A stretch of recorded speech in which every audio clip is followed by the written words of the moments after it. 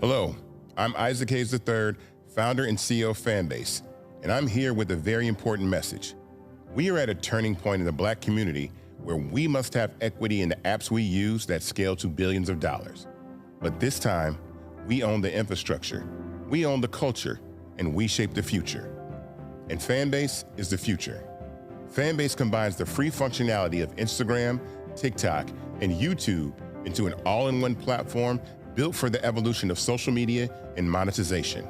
With over 1.4 million users, that's real proof that we are shifting the conversation of tech ownership and equity for creators.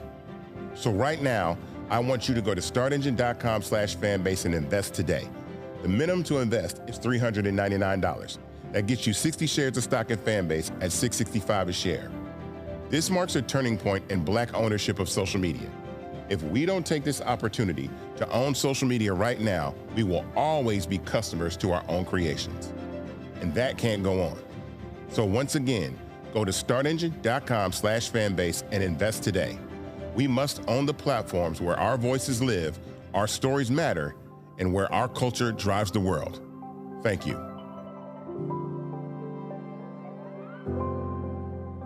Folks, Black Star Network is here. Hold no punches! I'm real revolutionary right now. Support this man, Black Media. He makes sure that our stories are told. Thank you for being the voice of Black America, Roland. Stay Black. I love y'all. All momentum we have now, we have to keep this going. The video looks phenomenal. See, this difference between Black Star Network and Black-owned media and something like CNN. You can't be Black-owned media and be scared. It's time to be smart. Bring your eyeballs home. You dig?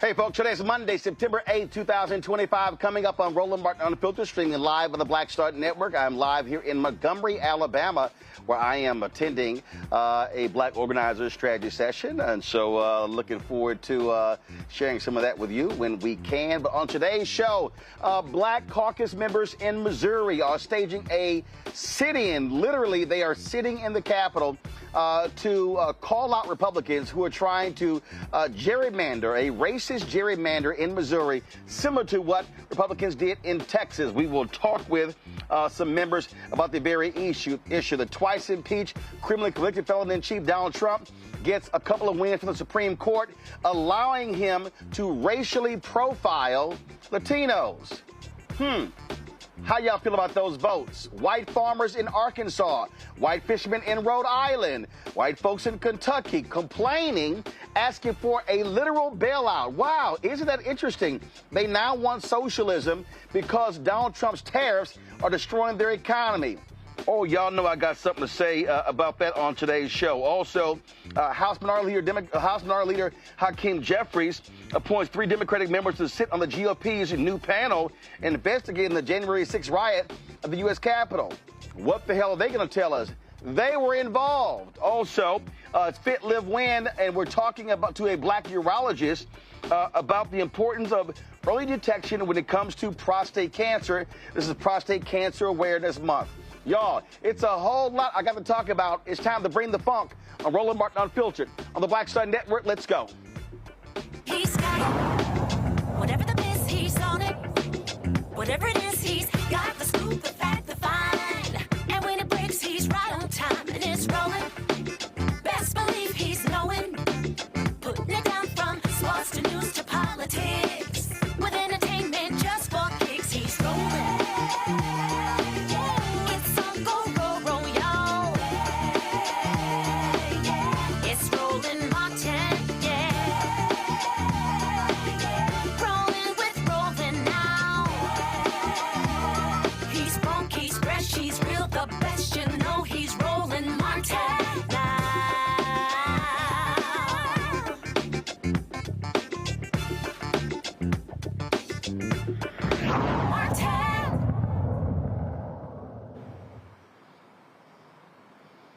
Folks, the gerrymandering battle continues after the Republicans, of course, did what they did in Texas.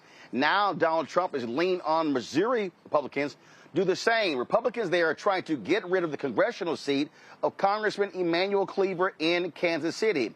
Now, Democrats are in the minority in the state, so they are actually having a sit-in. Joining us right now to talk about that is he's from Jefferson City, actually from Jefferson City, the Missouri State Representative Jeremy Dean. Jeremy, glad to have you on Roland Martin Unfiltered. So, again, explain to folks there the perilous situation Democrats face in terms of look, you can't stop them from doing what they're doing. So what is the point of the sit-in?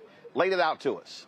Yeah, absolutely. I think you set it up really great there, Roland, and I appreciate you having me on tonight to be able to spread the word about what's happening here. Missouri is very different than what we saw in Texas. Unfortunately, here in the state of Missouri, Democrats hold a super minority, meaning that Republicans can do anything in this building without a single vote from Democrats. And so that does mean that we can't stop this. We know that Republicans are taking their orders directly from Donald Trump, straight from Washington, D.C. They are being guided by that team in Washington, D.C. to take out Reverend and Congressman Emanuel Cleaver. So what we're doing here is trying to bring attention to what's happening in Missouri. For too long, voters have been able to not pay attention to what's going on, and it's far too past the point for that to happen. And so we're making noise across the state of Missouri, across the United States, to make this basically as painful as possible for these Republicans, to make them understand how bad this truly is for the state of Missouri and the United States.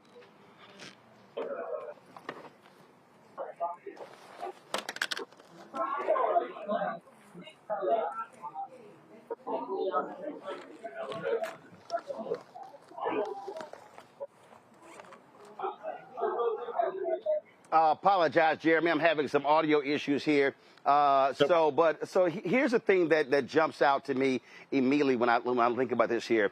What Republicans are doing, again, trying to exert their power. But what they're trying to do here is, again, is akin to a racist gerrymander by targeting Congressman Emanuel Cleaver. Look, you only got 2 African Americans in the state, Cleaver in Kansas City and Congressman Wesley Bell in St. Louis. Yeah, and this is just part of the course, right? Like, the Republicans have shown us time and time and time again that their number one priority is to overturn the will of the voters, especially here in the state of Missouri, whether that's reproductive rights or just having a minority group or Black people being able to have the representation that they deserve in the United States Congress. Right now, you may see that they didn't really touch the 1st congressional district that Congressman Wesley Bell sits in, because it is theoretically protected by the Voting Rights Act, although we know how much protection that really has. So they went after the pick that they did, which was Emanuel Cleaver, and they are splitting a historically Black neighborhood directly into 3 separate districts in order to be able to get this done. It is a racist attack. It's a direct attack on the Black community, because they know that the Black community stands up whenever they need to make their voices heard. And the Republicans in the state of Missouri simply don't want to hear their voice.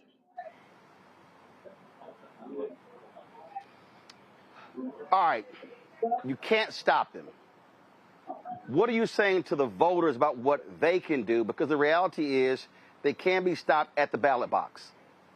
Exactly, and that's exactly what we're telling them. The number one message that we have from this is that this can go on no longer. 2026 may be the last chance that we have at saving our country from the megalomaniac that's sitting in the White House, making sure that people understand that that this is happening in the State House of Missouri. There are people sitting in this chamber on the Republican side that won their district by less than 100 votes. So when we have apathetic voters not going out, not voting, that allows them to continue to win these seats and continue to take control of the state. So getting the message across that you truly do have value and you do have power in your vote, but only if you utilize that vote. And so we have to show what is happening here in the state of Missouri, because this doesn't just affect Missouri. When we lose Congressman Emanuel Cleaver in Washington, D.C., we lose a voice not only for Kansas City, but for people across the United States. Everybody deserves to have representation, whether that's from the state of Missouri or whether it's from Delaware, it doesn't matter. And so they have to get up, they have to vote, because we can stop this. All right, then. Representative Jeremy Dean, look, good luck with it. It's about, of course, representing the people, and hopefully people are really understanding what y'all are doing and how vitally important this is to fighting democracy and to fight these racist gerrymandering the Republicans are leading across the country.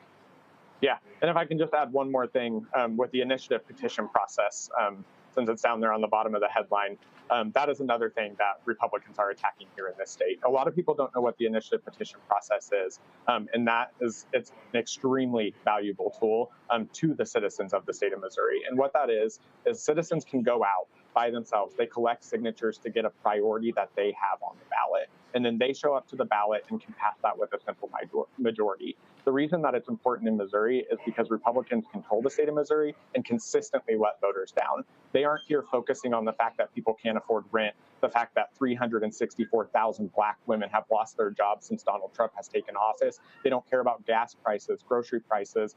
None of those things do they actually care about, and that's what our voters are asking us to care about. We're spending nearly $30,000 a day, if not more, just to run this special session so that we can continue to lick the boot of Donald Trump.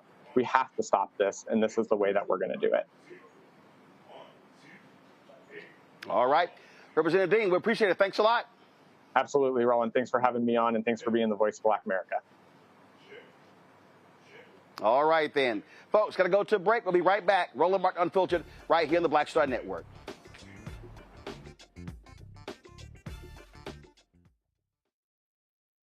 To the Black Star Network. I have name recognition, but I tour more than any rapper. And it's a lot of overseas stuff. And it's like I'm going all over I've been to 80 countries in my lifetime. And sometimes I'll do interviews with people and they be like, so what you been doing? Like, what you been doing? You know what I'm saying? Like, I just came back from Belgium and Brazil and South Africa. What you been doing? Right.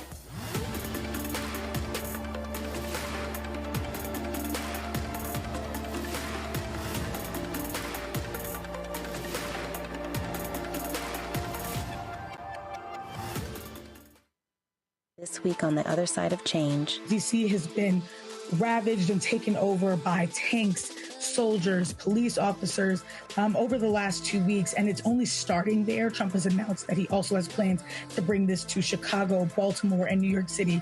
So we're going to dig into it. This is On the Other Side of Change, only on the Black Star Network.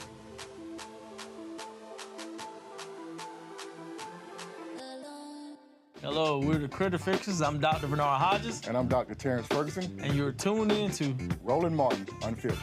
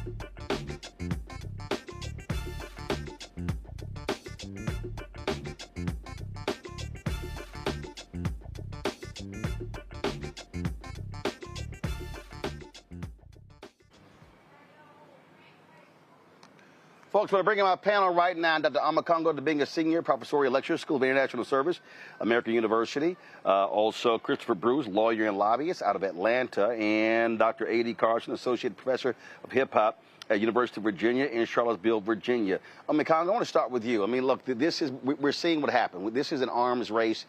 You got Republicans who are pissed off that California countered Texas, so they're trying to gerrymander Missouri. You're looking at Florida. You're looking at Ohio. And so Democrats are talking about it in New York State. But the key here is this is an absolute attack on black political representation. That's what people need to understand. Yeah, absolutely. And we can also go to the Supreme Court and everything that they're doing as relates to voting rights. When I think about what happened in 2024 with the last election, everybody talks about, well, we had fair elections and Donald Trump came out the winner. Well, we had free elections, but they weren't fair. And this is one of the reasons that it's not fair is because of what they're doing with gerrymandering, in addition to everything that they've been doing with their voter suppression efforts. And to be quite honest, Roland, I'm getting a little bit concerned because Gavin Newsom has been the only one from the Democratic Party in terms of governors who has been talking about actively starting this process of the redistricting.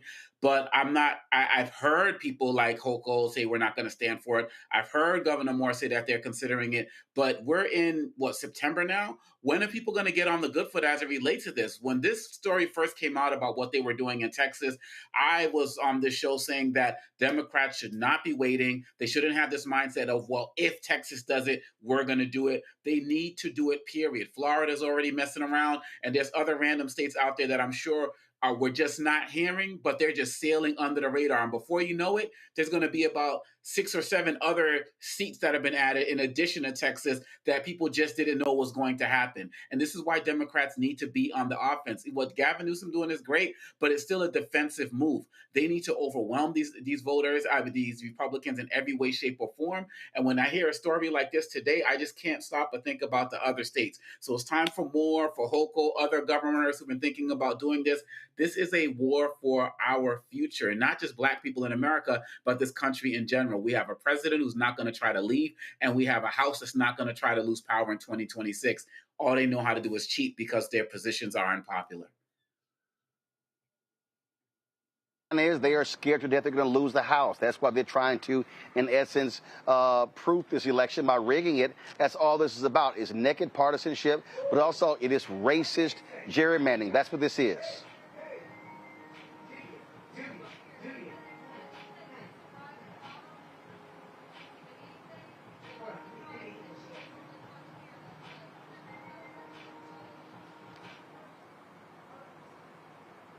Christopher, can you hear me?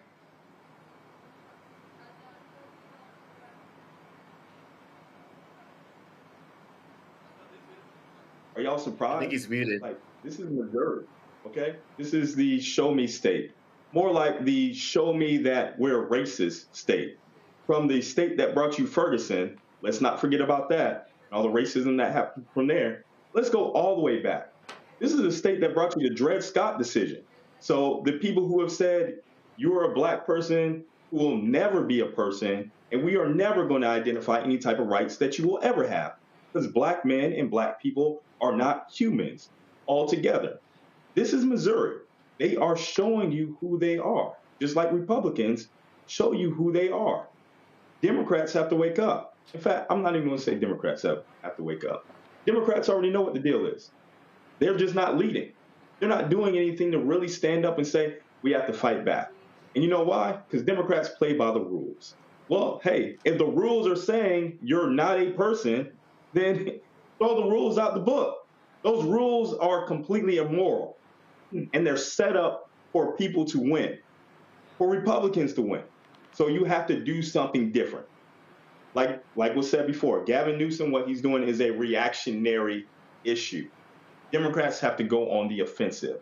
How do you go on the offensive when you're not on power? Well, Republicans were doing that during the Obama administration, thwarting almost everything that he was trying to do, even when the Congress was, the Senate and the House had Democratic rule to it. So what you can do right now is what we're doing right now, making sure that people are educated. A lot of people do not know about these issues. I cannot tell you how many calls I've gotten on what is gerrymandering. No, this is a time when everyone needs to be on the same page and make a decision on what they want in this future.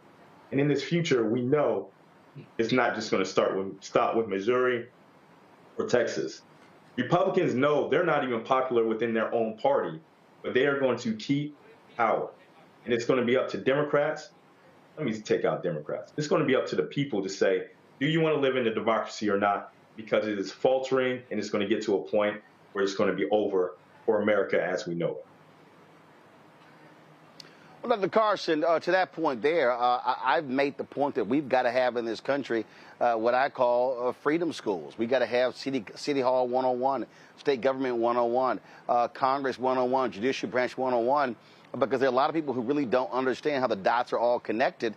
And so when we talk about these issues, we talk about the impact to what you just heard there, when people don't even know what gerrymandering is, not realizing what really is at stake.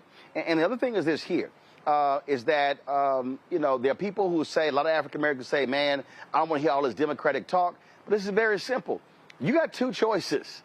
It's going to be Democrat or Republican.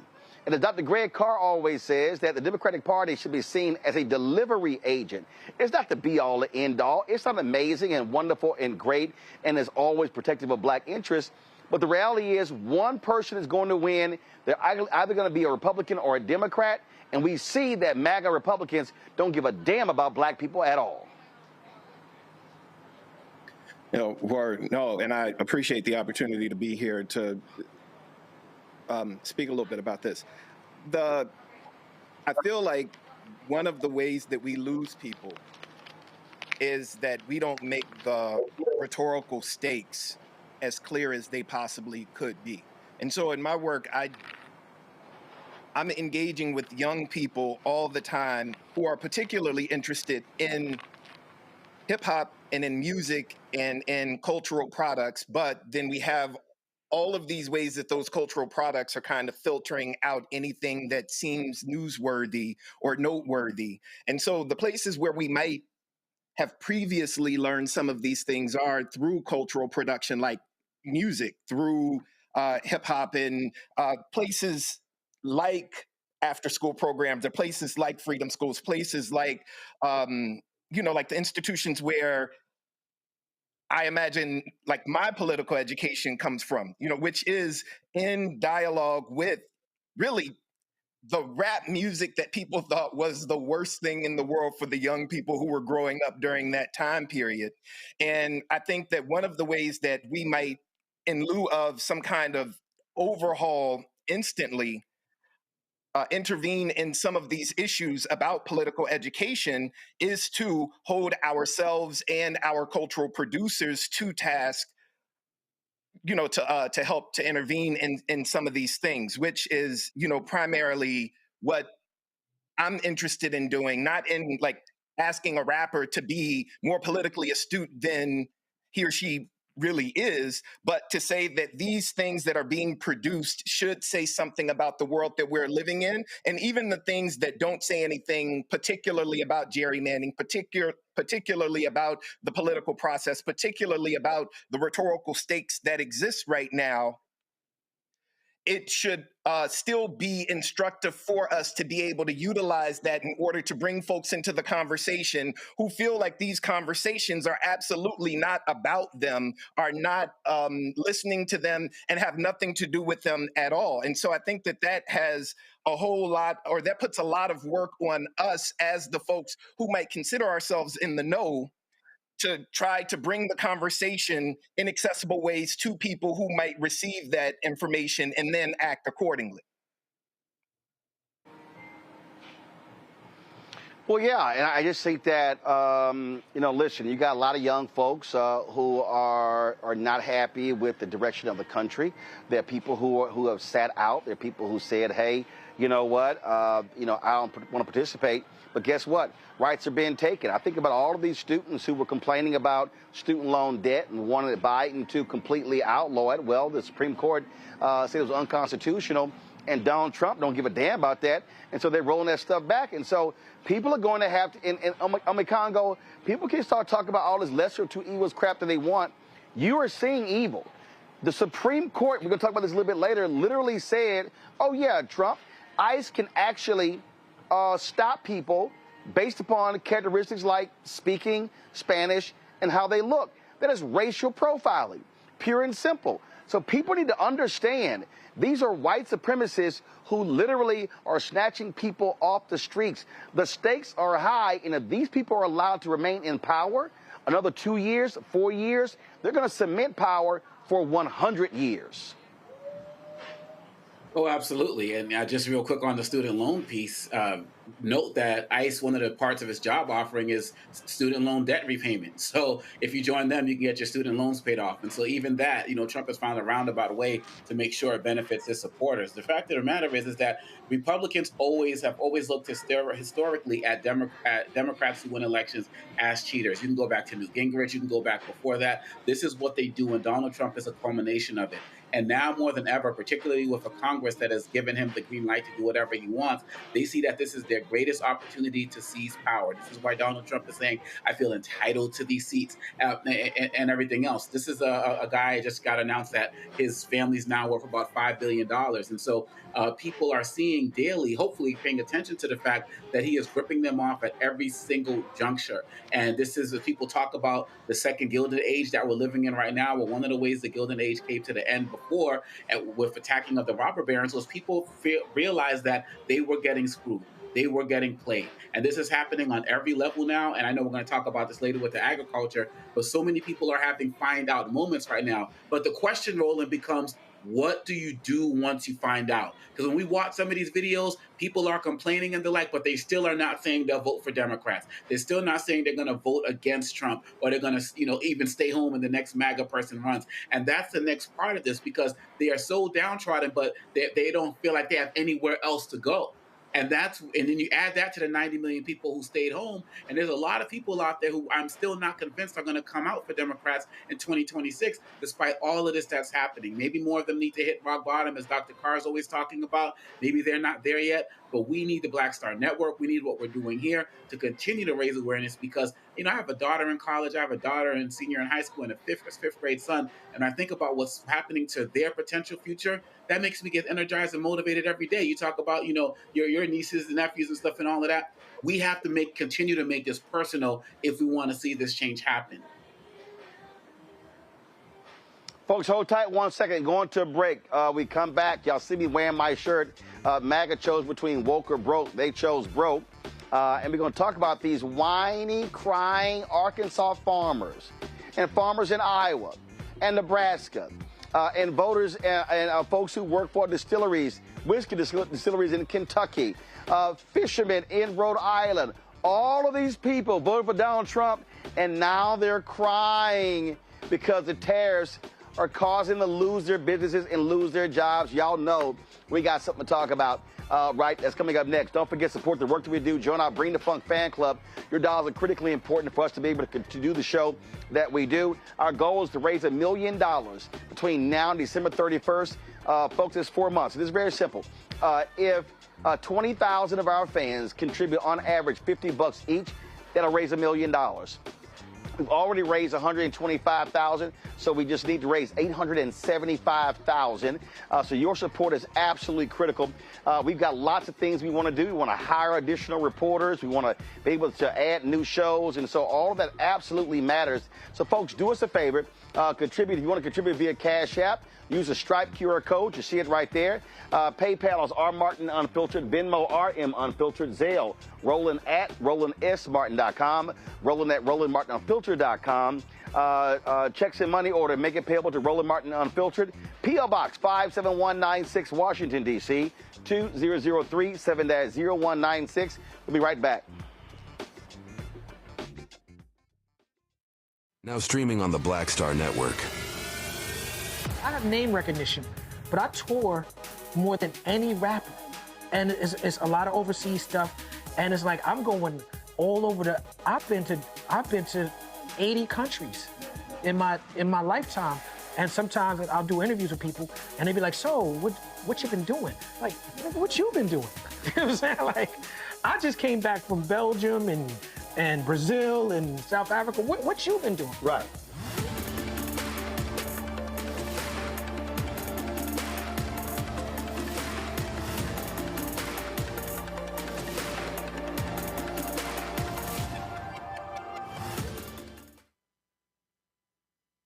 Next on the Black Table with me, Greg Carr.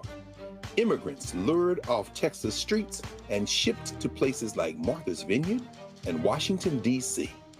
Believe it or not, we've seen it all before. You people in the North, you're so sympathetic to Black people. You take them.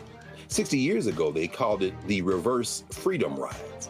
Back then, Southern governors shipped black people north with the false promise of jobs and a better life.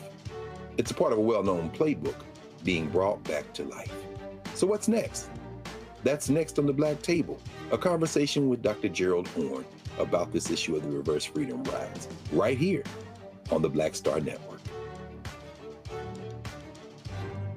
This week on the other side of change, DC has been ravaged and taken over by tanks, soldiers, police officers over the last 2 weeks, and it's only starting there. Trump has announced that he also has plans to bring this to Chicago, Baltimore, and New York City.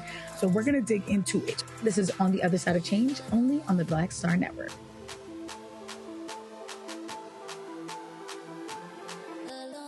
Next on A Balanced Life, here on Black Star Network, we're talking what it means to be a balanced young adult and turning 21. I know 21 is one of those ages where you think you're grown. You can do whatever you want. The law says that you can.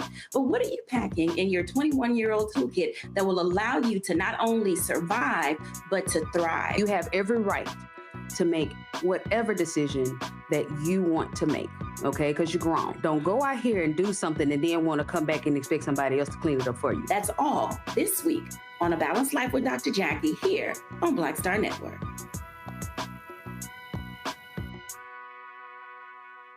Me, Sherry Shepard, with Sammy Roman. I'm Dr. Robin B., pharmacist and fitness coach, and you're watching Roland Martin Unfiltered.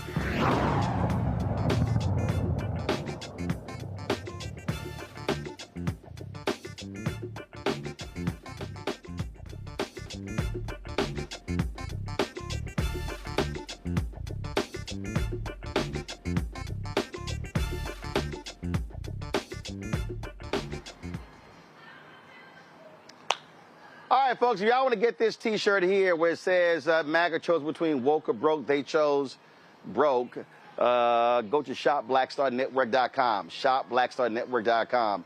I was flying from D.C. to Montgomery, Alabama today, and trust me, there were a number of people who stopped me on the plane, white folks, even here in Alabama, said, man, I love that shirt, and it speaks to what's going on. So, y'all, don't you just love this?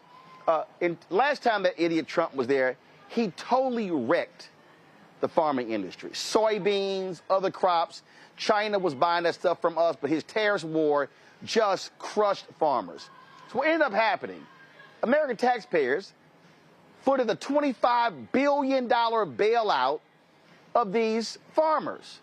You had dairy farmers in Wisconsin, farmers in Iowa, in Illinois, who were losing their family farms. And you know what? Some of the people are so stupid. I remember reading this one story. This one guy said, yeah, he lost a family farm, but you know what? He would vote for Trump again. I'm like, y'all have got to be stuck on stupid. So guess what? Red states. Arkansas, oh my God, these farmers are crying. Nebraska, the governor called Trump, said, please stop your ICE raids because we're losing GDP in Nebraska. You've got folks in distilleries, whiskey distilleries in Kentucky filing for bankruptcy. Why? Well, because after Trump pissed off the Canadians, they stopped buying American whiskey. So you got $500 million worth of whiskey sitting in warehouses. So this thing is happening all around the country. But over the weekend, y'all, I got a huge kick out of listening to these crying and whining Arkansas farmers. These are the people that voted for Trump in a huge way. Now they're like, oh my God, we need help or we're going to lose everything. Y'all got the video, roll it.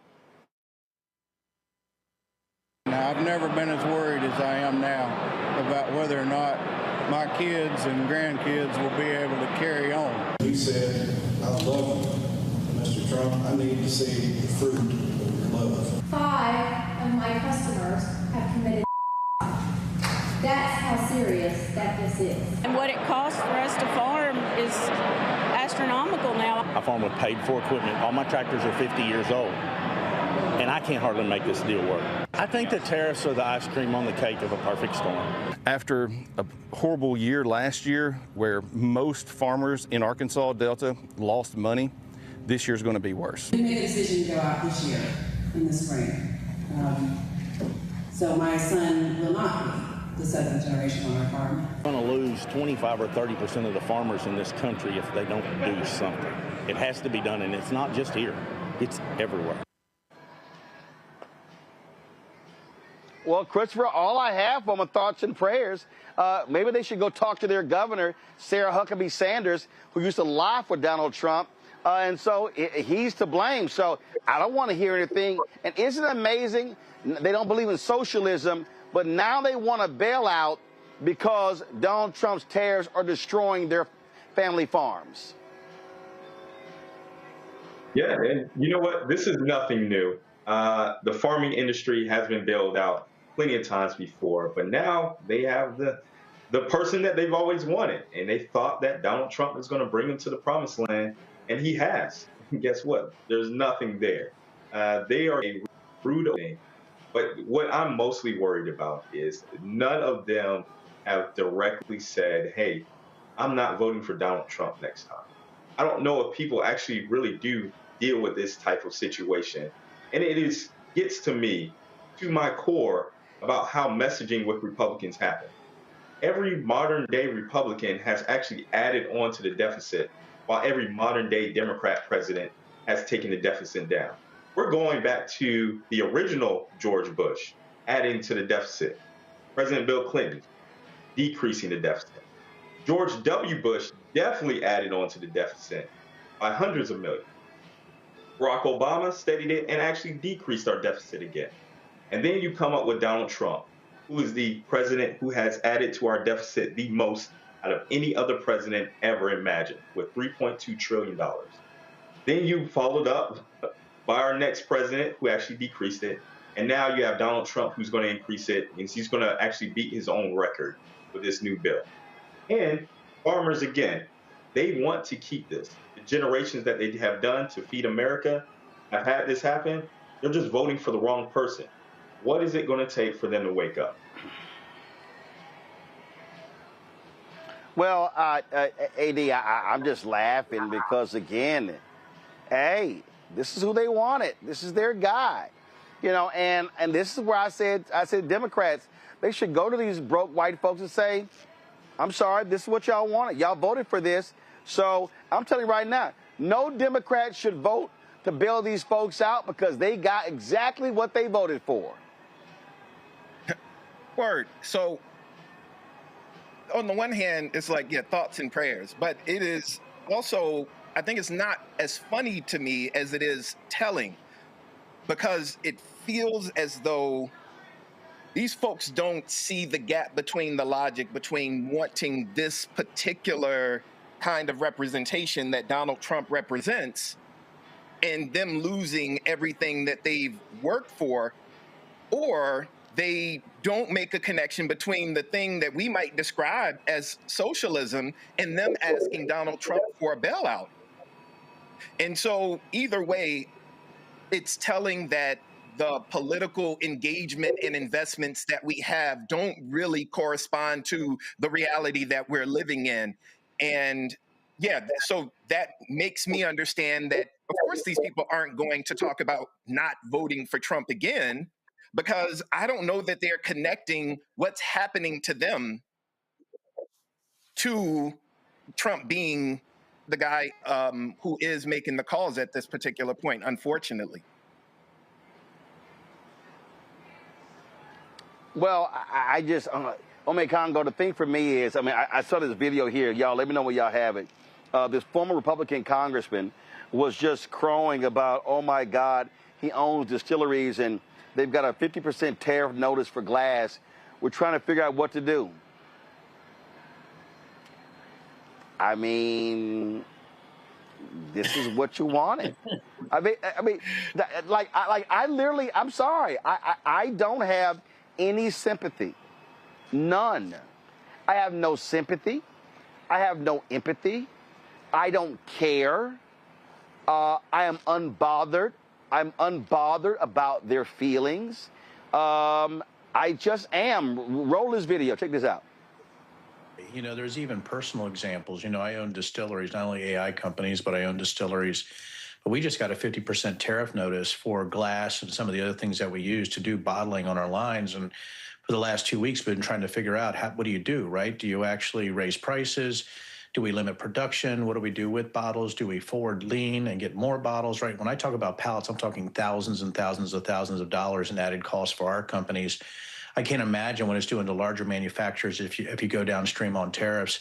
The economy is the single biggest thing here in the Commonwealth of Virginia. I can tell you that, especially with the job losses up north with government jobs and contractor jobs, and you're seeing sort of these arbitrary cuts coming down right through DOGE and through other mechanisms. So for right now, I think the economy is not in a great place. If you look at the revised June numbers going down, only 22,000 jobs added this month.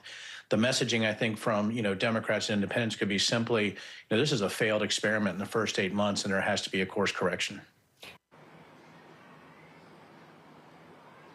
On Congo, I don't give a shit if all of their businesses shut down.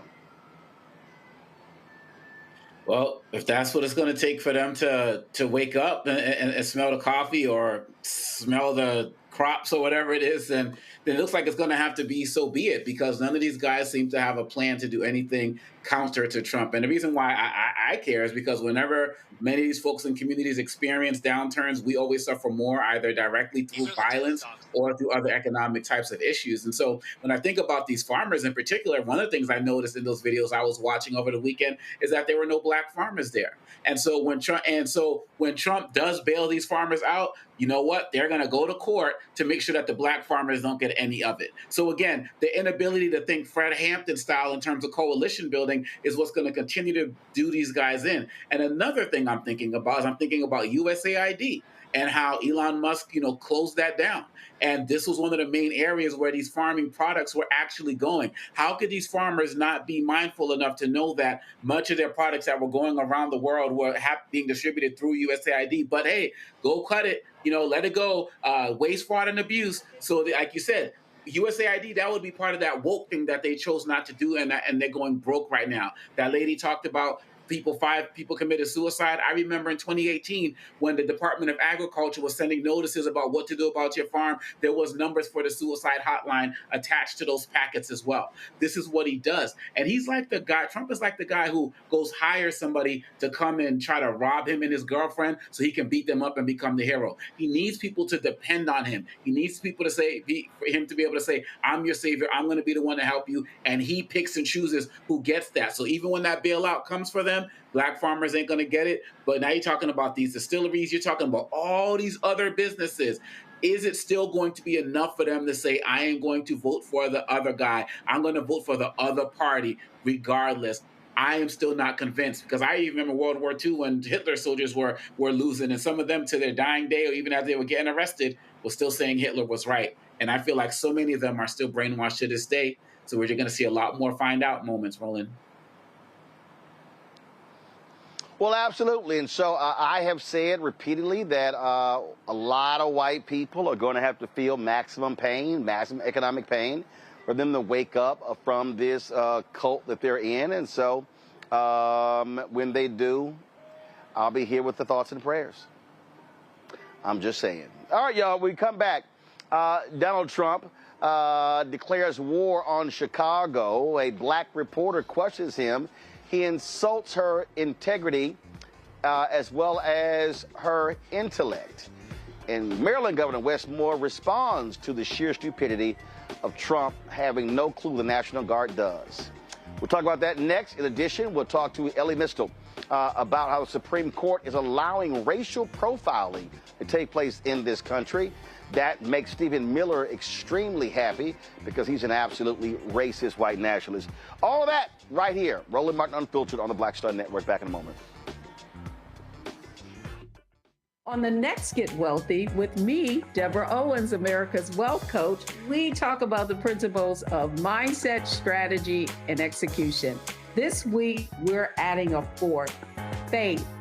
You're going to hear from a mother and daughter duo who are helping thousands of Black women build wealth, all through their faith. You are more than you can ever imagine.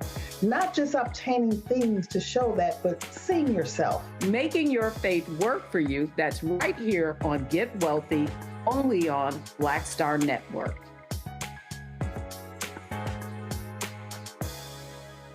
This week on The Other Side of Change. DC has been ravaged and taken over by tanks, soldiers, police officers over the last 2 weeks, and it's only starting there. Trump has announced that he also has plans to bring this to Chicago, Baltimore, and New York City. So we're going to dig into it. This is On the Other Side of Change, only on the Black Star Network.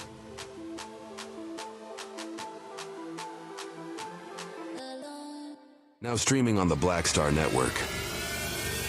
I have name recognition, but I tour more than any rapper. And it's a lot of overseas stuff. And it's like, I'm going all over I've been to people and they be like, so what you been doing? Like, what you been doing? You know what I'm saying? Like, I just came back from Belgium and Brazil and South Africa. What you been doing? Right.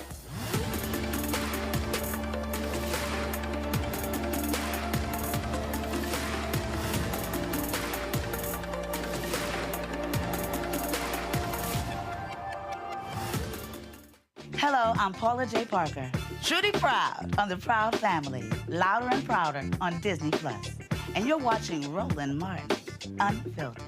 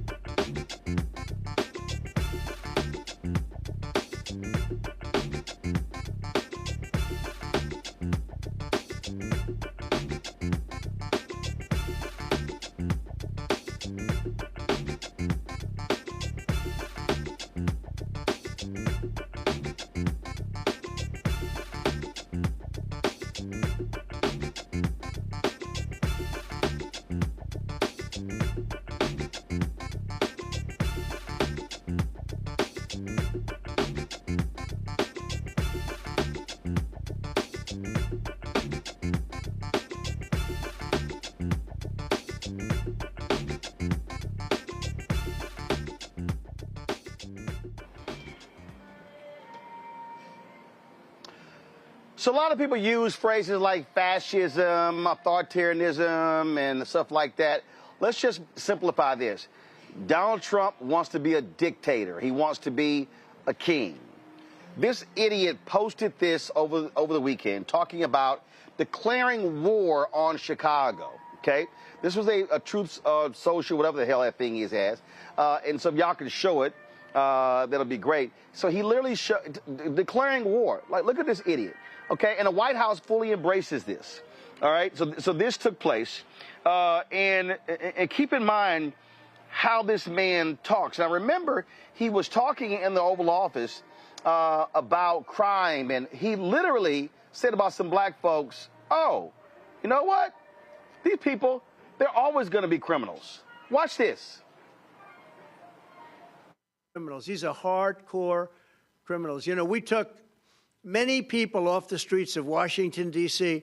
They're hardcore. They're not going to be good. In 10 years, in 20 years, in 2 years, they're going to be criminals. They were born to be criminals, frankly. They were born to be criminals, and they're tough and mean, and they'll cut your throat, and they won't even think about it the next day. They won't even remember that they did it. And we're not going to have those people. Washington, D.C. is now a safe zone. It's a safe place. I want you to play it again. That man literally was talking about black people. Play it again. Criminals. These are hardcore criminals. You know, we took many people off the streets of Washington, D.C. They're hardcore. They're not going to be good. In 10 years, in 20 years, in 2 years, they're going to be criminals. They were born to be criminals, frankly. They were born to be criminals, and they're tough and mean, and they'll cut your throat, and they won't even think about it the next day. They won't even remember that they did it. And we're not going to have those people. Washington, D.C. is now a safe zone. It's a safe place. This is the same racist who called for the Central Park Five to be put to death. Governor Wes Moore, this was his response to Donald Trump's call for the National Guard. They're hardcore. They're not going to be good. In 10 years, in 20 years, in 2 years, they're going to be criminals. They were born to be criminals, frankly. They were born to be criminals. And I want to speak directly to our children as well. And please hear me loud and clear. Do not listen to what Donald Trump called you yesterday. When the president from the Oval Office calls you natural-born killers, children who are born to be violent, I say this: I respect the office, but I will never honor ignorance. To our children, you are loved and you're needed. To our children, we believe in you and we invest in you. To our children, we love you and we are going to honor every God-honored potential that you have. To our children, there's nothing we won't do to keep you safe. To our children, we love you and we are going to make sure that you are never bullied, and I don't care what position they hold. Because I want to be clear, if I listened, when I was coming up, if I listened to the tropes and to the trolls, if I listened to the haters and the heartless, if I listened to the Archie Bunker mindset and the dog whistling, if I spent my time focusing on those people who did not love me instead of focusing on those people who do, I would never be the 63rd governor of the state of Maryland and the only black governor in the United States of America. Here in Maryland, we believe in you. We're going to support you. We're going to make sure you're safe. And we're going to make sure that every God-honored opportunity is within your grasp.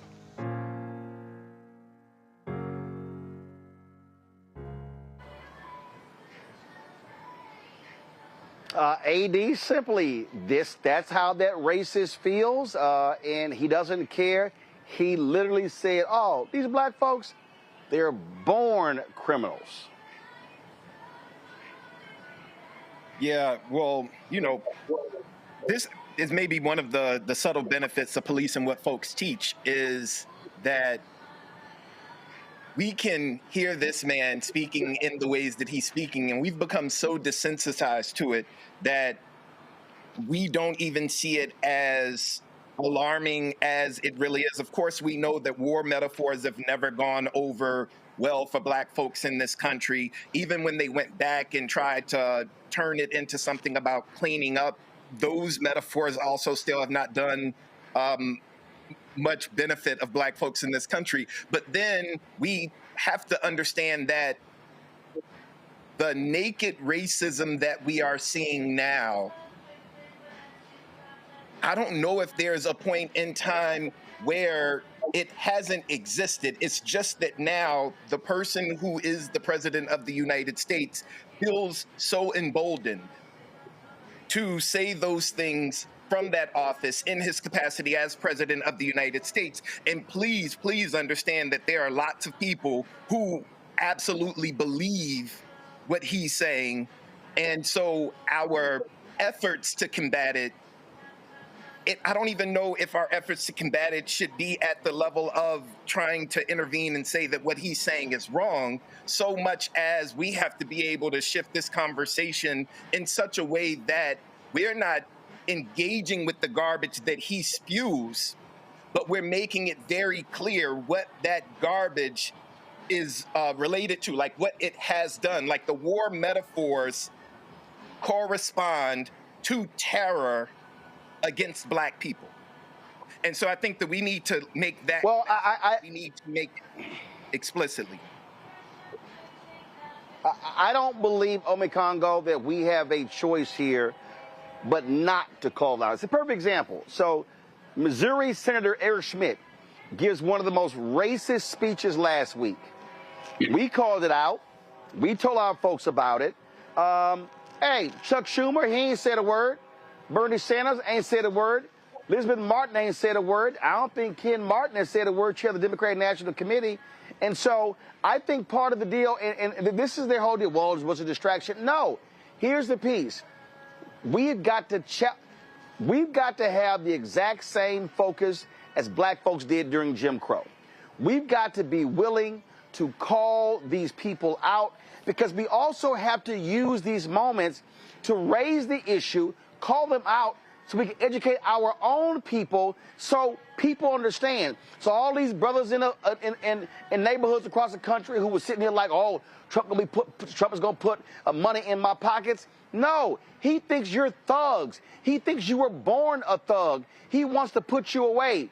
And I think, again, we do not have the luxury of ignoring the racist diatribes that come from this man's mouth. It is without a doubt Donald Trump is the most racist occupant of the Oval Office since that virulent racist Woodrow Wilson.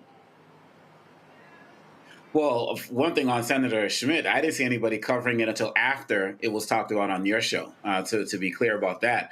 When we talk about, Trump being the most racist since Woodrow Wilson, that's absolutely true. And one of the things people have to pay attention to, as we do here at Black Star Network, the language that this man is using, Roland, as you know better than anybody, is the same language that led to the 1994 Omnibus Crime Bill.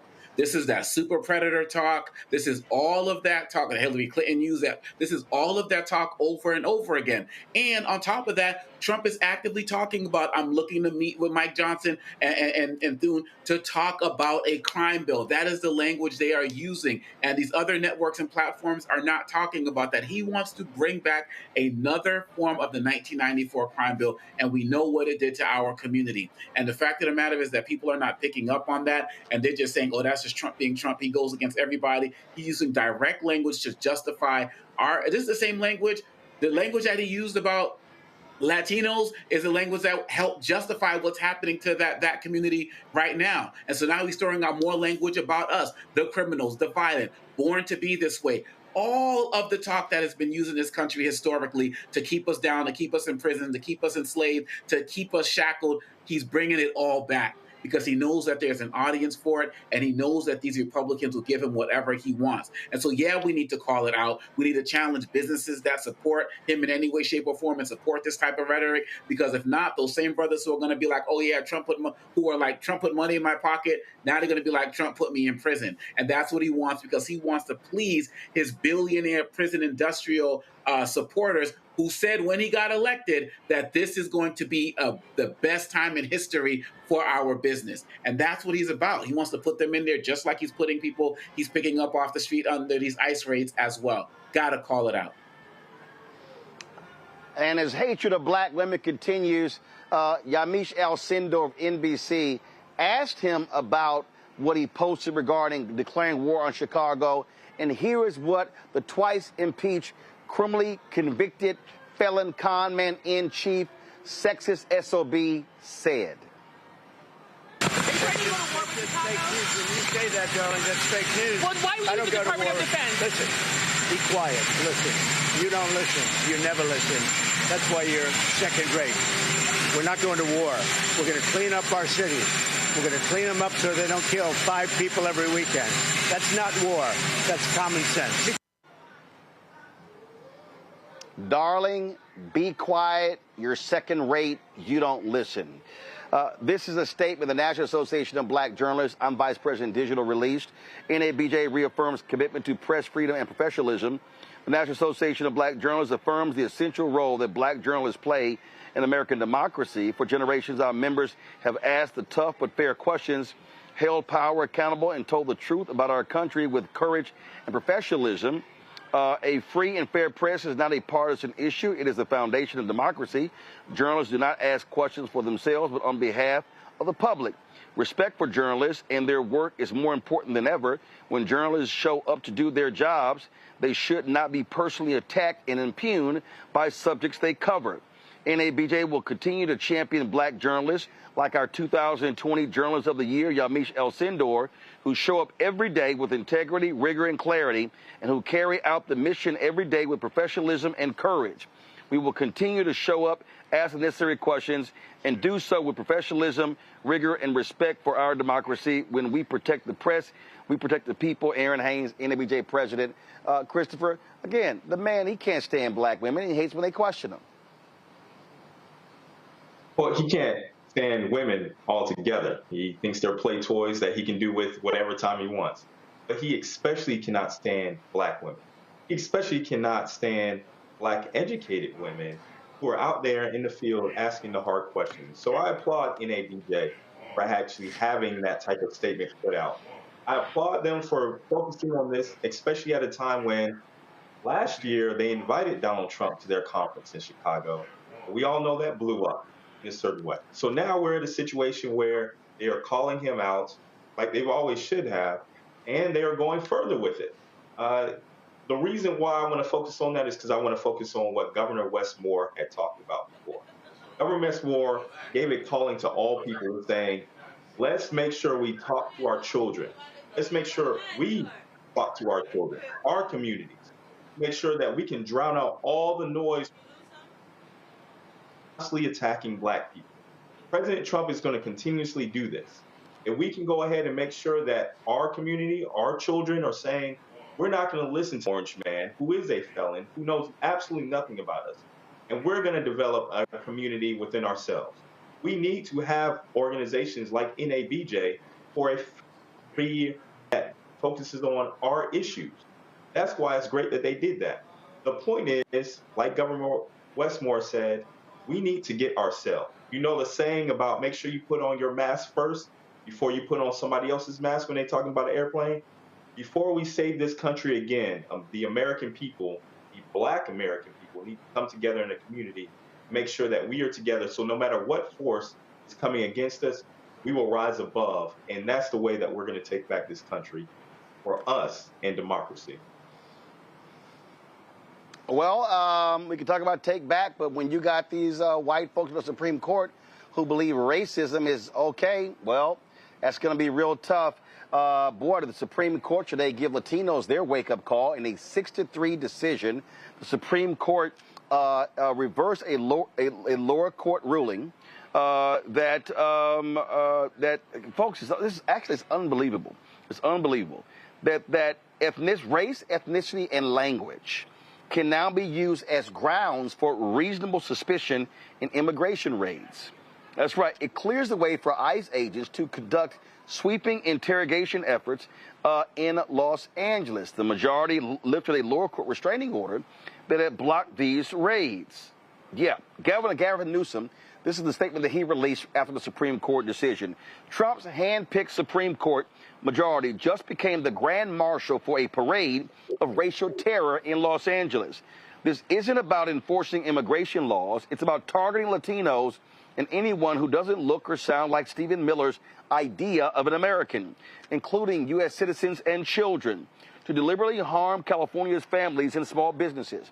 Trump's private police force now has a green light to come after your family, and every person is now a target, but we will continue fighting these abhorrent attacks on Californians. Elie Mystal is the justice correspondent for The Nation. He wrote an article that dropped today that's called "The Supreme Court Just Gave the Okay to Racial Profiling." Elie joins us right now. Elie, how you doing?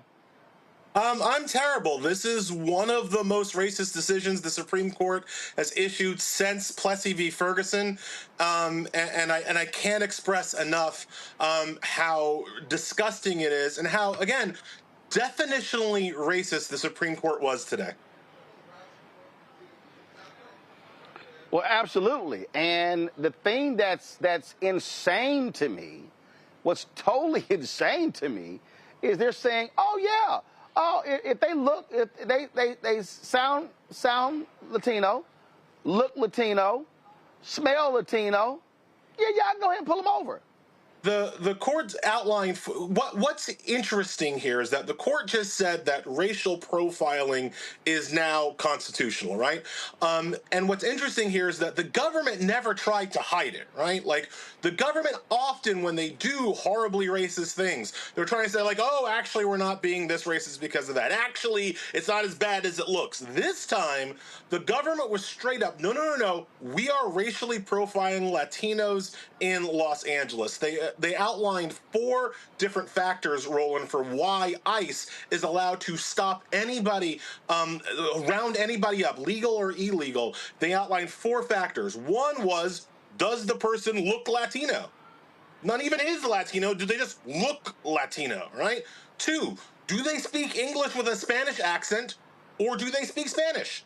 right? So if you now look Latino and you speak Spanish, you can be rounded up by ICE. 3 and 4 were what kind of job the person is doing, or again, appears to be doing, and where the person happens to be when ICE picks them up, right? So if you're a Latino person walking out of a Home Depot, guess what? You can be rounded up whether you were there for work or whether you were there to pick up a doorknob for your house, right? It is, again, definitionally racist. The government admitted to this level of racism, saying that you can round people up just because they look Latino and speak Spanish, and the Supreme Court was like, yeah, that's fine. 6-3, Brett Kavanaugh with the concurring opinion here. And what's wild, and I saw our friend Jamel Hill make this point, Roland, this is the same Supreme Court that says you cannot look at race when it comes to college admissions, right? So you can't look at race when it comes to whether or not you're allowed to go to college, but you can look at race when it comes to whether or not you have to go to jail or get deported from the country, right? It is absolutely insane to me. The other thing here that Kavanaugh did that I find so, I'm trying to find the nice word to it. It's the whitest thing possible, right? Is how Brett Kavanaugh described what it is to be stopped by ICE. He said it was a usually very brief, polite, and prompt conversation where if you're a legal immigrant or legally a U.S. citizen or just happen to be born here, where you're allowed to walk free after simply proving to ICE's satisfaction that you're a citizen, right? And of course, from Brett Kavanaugh's white-ass perspective, I'm sure that's what he thinks. But I bet, Roland, Brett Kavanaugh would react differently if the question was, hey, Brett, there have been a lot of rapes in this area, so we're just rounding up all the white guys to see if they committed any of these rapes. Hey, Brett, do you have a calendar perhaps that you could show that proves that you didn't commit any of these rapes? I bet Brett Kavanaugh would feel a lot differently if that's what the government was doing instead of simply racially profiling Latino Americans. And of course, you've got the resident Negro, Clarence Thomas, agree with it. Alito, John Roberts, Amy Coney Barrett, Sam Alito. And I mean, yeah, they've co-signed racism. They now here's the thing. All right, is this have a narrow? Is this narrow? I mean, basically, they've just said stop and frisk is now perfectly constitutional. I'm telling you, these folks are going to use this against black people.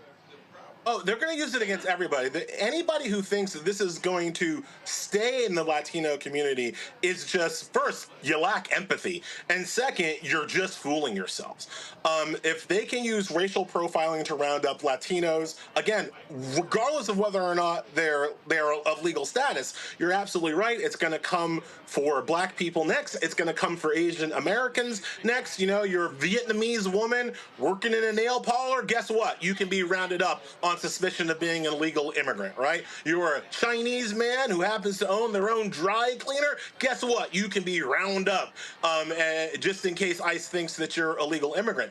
The other thing Brett Kavanaugh and the rest of the racist conservatives don't bother to explain is what does it require to prove to ICE that you're a citizen? I mean, even beyond the fact that you shouldn't have to show your papers, what papers do you need according to ICE?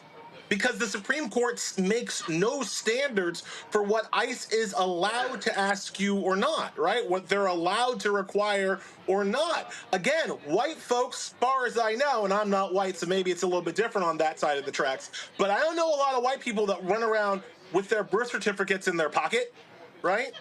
I don't know a lot of white folks that keep proof of citizenship in their wallets.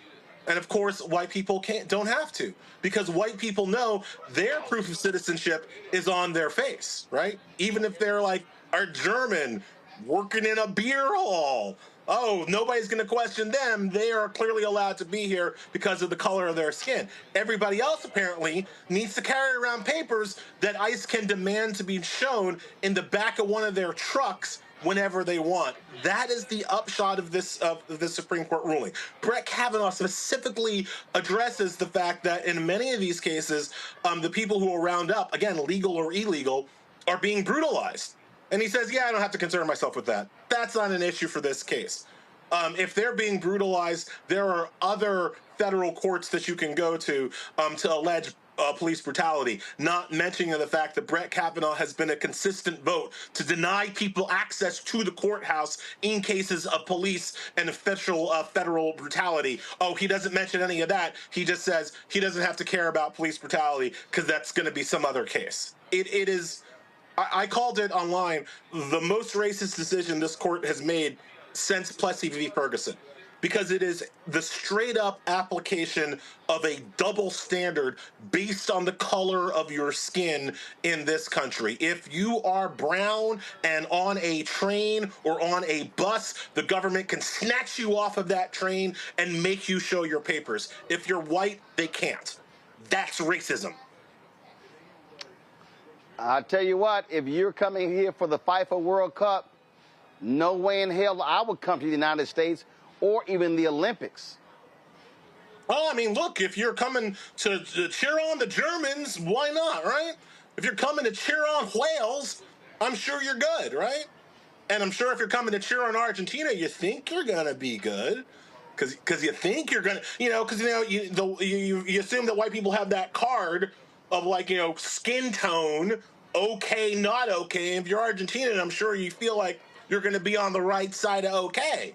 But if you're Brazilian, can you be sure, right? If you're Ecuadorian, can you be sure that you're going to be on the right side of it? Don't dare try to come here cheer on Team Mexico in the World Cup.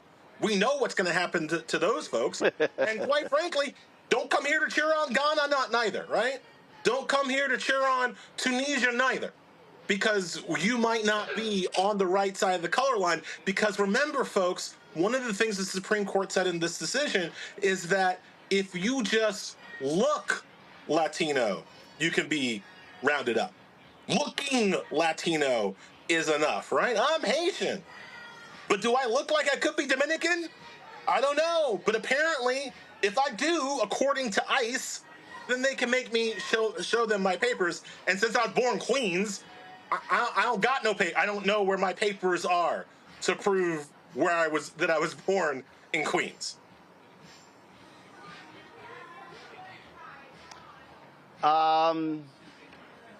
White folks whiting. This is the America that we're living in. That's what this boils down to, Elie. And listen, my book is called White Fear for a reason. These people, they want a white nation.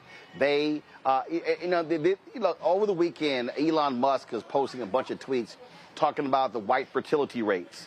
And it's, but no one cares about this. And I was like, well, take your ass back to South Africa. And so that's the whole deal. So this is, you see it right here. White people are a rapidly diminishing minority of global population. All of this is tied, Elie. All of these rulings are tied.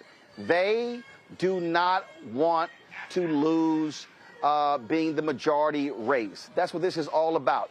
This is whiteness at play. It is my book, White Fear, How the Browning of America is Making White Folks Lose Their Minds. And today, the white Supreme Court, including that white black man, Clarence Thomas, they lost their minds with this racist ruling. And the thing is, they've already lost it. They've already lost their dominant status. They've already lost their majority status. If everybody else could just come together. And so, like, the only shred of hope that I can take from today's ridiculous day is that I would hope that other Latinos of goodwill and good conscience could perhaps rise up together with black people, with Asian people, with Native American people. Because if we all hang together, the GOP can't win. If we all hang together, the white supremacists can't win, right? There are enough of us plus a few good-meaning whites that if we stick together and come together, these racists will lose. But we have to all come together, because if we keep doing this, the divide and conquer strategy, which has always been the white man strategy, you can go back to how they colonize most of the rest of the world. The divide and conquer strategy has always been the white man's greatest strategy. And if we could just take that away from them, they would lose. Elie Mystal with The Nation. Folks, y'all check out his piece by going to thenation.com. Elie, we appreciate it. Thanks a lot. Thanks so much for your time. Christopher, I want to start with you. I mean, I appreciate it. Christopher, I'll start with you. I mean, this is whiteness at play. I mean, this ruling, I mean, how more racist can you get to say, oh, yeah, you know, if they look, sound, smell, act Latino, y'all can stop them. Go right ahead. Well, we know that this isn't the first time. In fact, I was actually surprised. I was like, wow, well, black people have been racially profiled since we've been over in this country. So now we just have de jure racism. They just wanted to put it in writing. Maybe it's more convenient for them that way. I don't know. But they've always done this. Now they just want to make it legally of saying, well, you can't sue us over this anymore. Or, hey, guys, guess what? This country really is not free for immigrants or anyone else that does not look white. We want to make sure that you know that, and we are putting it in the books to let you know that we consider you a threat, and we will go and stop and talk to you. That Constitution that we wrote, we didn't write it for you. In fact, they explicitly say they didn't write this Constitution for us. They are going back to originalism, not originalism of the ideals of justice, the originalism of racism. And they're going to continuously do that. Y'all, we are 1,229 days until the Trump presidency is over. Okay? 1,229 days. He has not even been done with a quarter of his presidency. There is so much more that's going to come down the pipeline. Am I surprised about this? No, because again, this has happened to black people. Now it's happening to Hispanics. Next, like was said before, it's going to happen to Asians. It's going to happen to literally everyone. And you know why? Well, there's a reason why he's deploying the National Guard in major minority cities, because that's where the minorities are, because the Army and the National Guard need to practice rounding up people. 1,229 days. If you think this man is going to go easily or peacefully, he's not. And he's making sure that he exercises this power now. So, and he's using the Supreme Court to make this happen. This is a war. He changed the Department of Defense to a Department of War for a reason. This is a time that we all have to wake up and say, look, if there's going to be a war for our democracy, we have to fight to maintain it. Otherwise, this type of de jure racism, this is just one. Okay? There's going to be plenty more that happens in the future. The question is, are we going to show up to vote to stop it? Are we going to make sure our communities are immune from it? And are we going to fight back? AD, it's called a Latino wake-up call. That's what this is. Yes, it is. And I think that this should also be a call to us to understand that, like, when injustice is codified by law, that we are duty bound to resist, organize and resist. And so I think that that's where we are now. And I wish that I could say that I was surprised by any of this, but of course I'm not. But the kind of fighting that has to happen at this point, of course, it's reacting to this particular ruling, but I think that folks also need to start thinking about being proactive with regard to all of the things that we can kind of, the tea leaves that we can read that let us know what is coming in the next 1,000 and something days.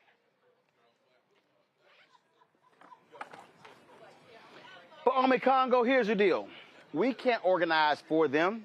They're going to organize for themselves. They have got to wake up. He dramatically increases Latino support. Many of them were voting for the deportations. Now they're realizing, y'all ain't white. Y'all might think y'all white. You might call yourself a white Hispanic, but you ain't white. Supreme Court just said, you brown. Yeah, period, bottom line. And one of the things that was said during this panel discussion, as well as, of Elie as well, is that if we had the solidarity, we could win. We could defeat all of this. The fact of the matter is, Washington Post talks about democracy dies in darkness. It doesn't. It dies in the light of day. And right now, people are just handing this country over to Donald Trump through our inability to come together. The business community is working in cahoots with him. When you look at it, so why aren't we in our community? Well, we are with like Target and other places, but there should be massive campaigns of withdrawing from businesses, that support this individual. There should be, more conversations about how we can protest and work together to support each other through this process. But he keeps folks divided. Some of us said already that, it's just a matter of time before they come for Asians. Well, hey, Roland, last week they did. 475 South Korean people arrested at that plant in Georgia. The government of South Korea is sending a charter ship to take 300 of them back home. So they're already coming for every other group. How long is it going to take? Trump hasn't fired, a single shot necessarily. He hasn't, fired any machine gun bullets. It's all through not through legislation. It's all through working with the Supreme Court, who has given him the authority to do whatever he wants. It's all through a weak Congress that has given him the power. We got to fight Congress then. So we got to fight the business community then. Then we got to fight the Supreme Court. It's in our DNA. It's in our blood. But we can't do this alone. We can fight. We can resist. But there's not enough of us to make this happen. And so if this isn't the wake-up call for members of that community, Roland, I don't know what is. But I know that we're talking about over 1,000 days of his administration. Our focus has got to be these midterms and all of these other special elections that are going to be coming up as well, because those are going to be the ways that we slowly start to gain power, just like we've seen the Democrats win the majority of special elections that have happened since Trump has come into power. So it's not over yet, and I doubt it's going to be over if we don't give up, but we have to continue to coalition build. I've cited Fred Hampton before, and I'm going to cite him again. He was building with rural whites and then other folks throughout the country. We need that type of movement and that type of unity now. And one more thing here in this whole space here, the Trump administration, they are taking a strong stance on visa regulations, granting consular officers the authority to revoke visas at any time. They're proposing a new rule that would limit student and exchange visas to a maximum of 4 years. Thousands of visas have already been revoked in Nigeria, often abruptly and without prior warning, even after individuals had received initial approval. The U.S. Embassy defends these actions as legal measures under the Immigration and Nationality Act aimed at enhancing national security and public safety.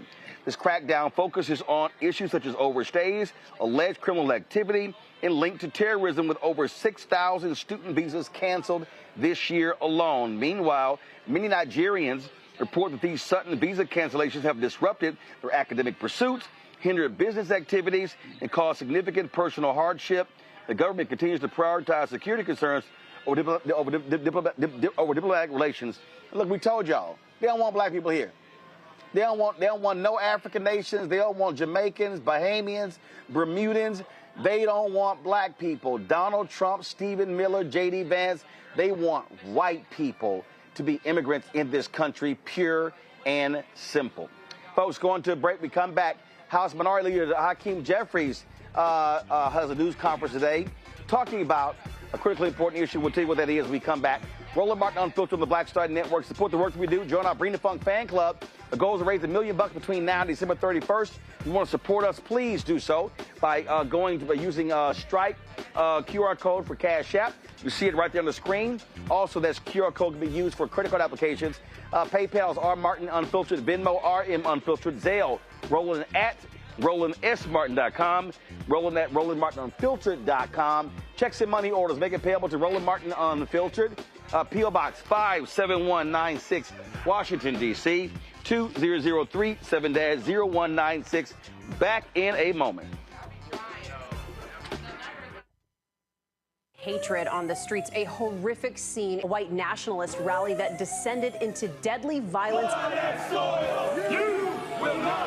White people are losing their damn minds. As an angry pro-Trump mob storms the U.S. Capitol, we've seen We're about to see the rise of what I call white minority resistance.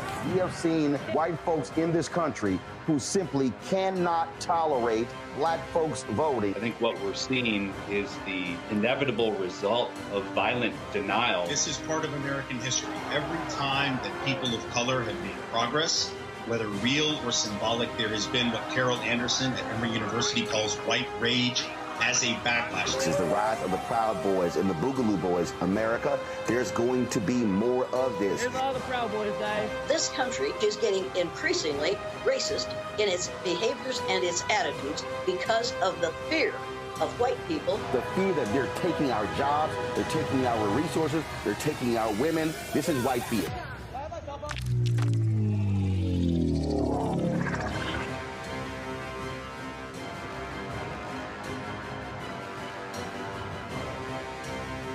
Now streaming on the Black Star Network.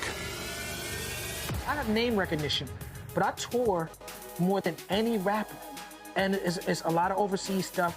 And it's like I'm going all over the. I've been to 80 countries in my lifetime. And sometimes I'll do interviews with people, and they be like, "So, what you been doing? Like, what you been doing?" You know what I'm saying? Like, I just came back from Belgium and Brazil and South Africa. What you been doing? Right.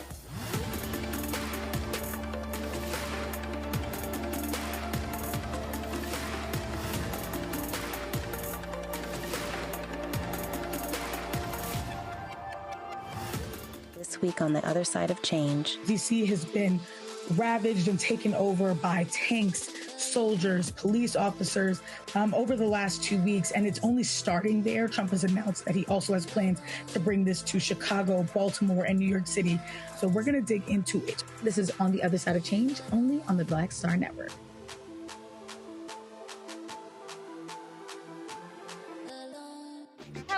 I'm Marissa Mitchell, a news anchor at Fox 5 DC. Hey, what's up? It's Tammy Roman, and you are watching Roland Martin Unfiltered.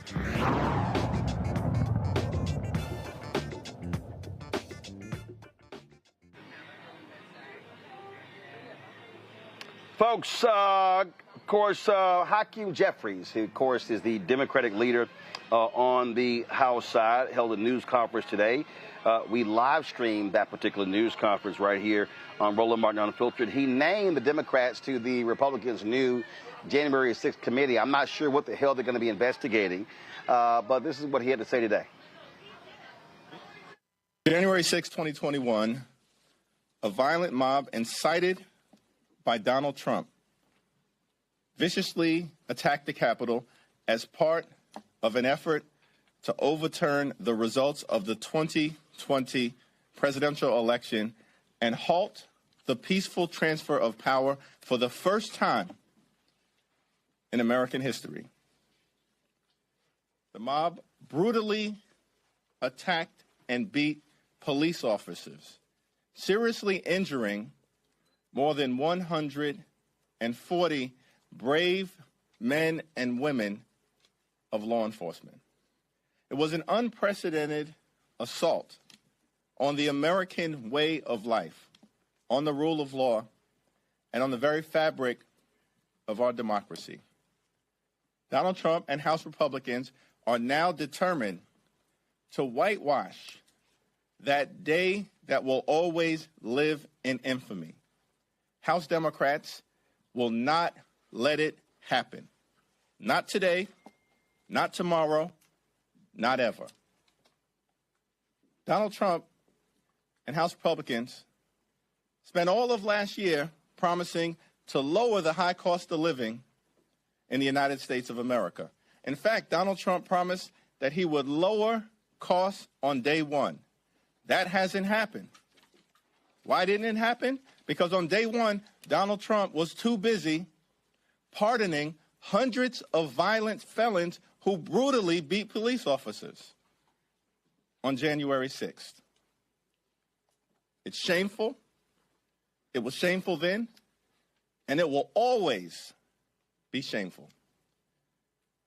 And under the leadership of Democrats on this so-called January 6th subcommittee, we will make sure that the American people continue to receive the unfiltered truth, the whole truth, and nothing but the truth.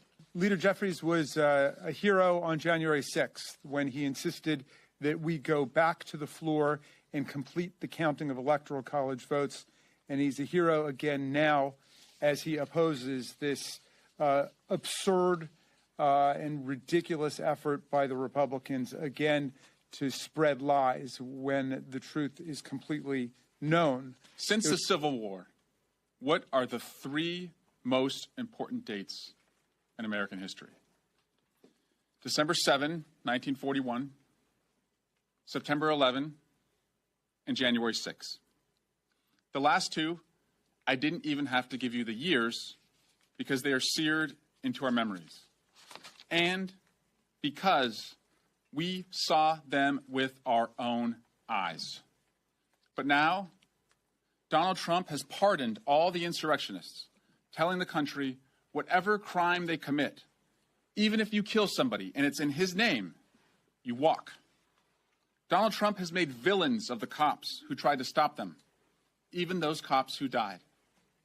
He's gone after those who have investigated him or helped impeach him over January 6th, and he's even forced the Smithsonian to whitewash and take his name off the January 6th impeachment exhibit. It is so interesting that we stand here and we're talking about relitigating what has been litigated not once, but twice. And now they have decided that they want to go a 3rd round. You see, if we recall, there was a January 6th committee that had come together. And because of the work that was done on that select committee, we ended up with a number of indictments. And when I say a number, I'm not talking about 5 or 6. I'm talking about well over 1,000 people that were indicted.